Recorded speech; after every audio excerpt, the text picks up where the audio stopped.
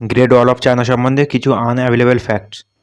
আপনি কি জানেন যে এটি একমাত্র ম্যানমেড স্ট্রাকচার যেটি স্পেস থেকেও দেখা যায়? But it is not true. এটা সত্যি নয়। ইভেন আপনি যদি লোয়ার আর্থ অরবিট থেকে এটি দেখার চেষ্টা করেন তাও এটি দেখা যাবে না। But the great wall of China হলো একটি অদ্ভুত ম্যানমেড স্ট্রাকচার।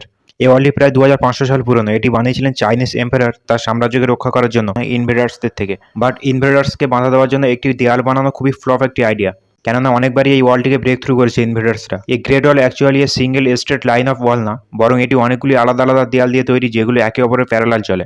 আর কিছু কিছু জায়গায় এই দেয়ালের ভিতরে বেশ বড় বড় গ্যাপও রয়েছে। কিন্তু টোটাল লেন্থ যদি আপনি দেখেন দ্য গ্রেট ওয়াল অফ চায়নার, এই সব দেয়াল যদি অ্যাডাপ্ট করা হয় তাহলে এর লেন্থ হবে 21,196 কিলোমিটার, যা আর্থস ইকুয়েটরের অর্ধেকের সমান। আর আপনি জানেন কি এই পুরো ওয়ালটি কোনো একটি সিঙ্গেল ম্যাটেরিয়াল দিয়ে তৈরি করা হয়নি।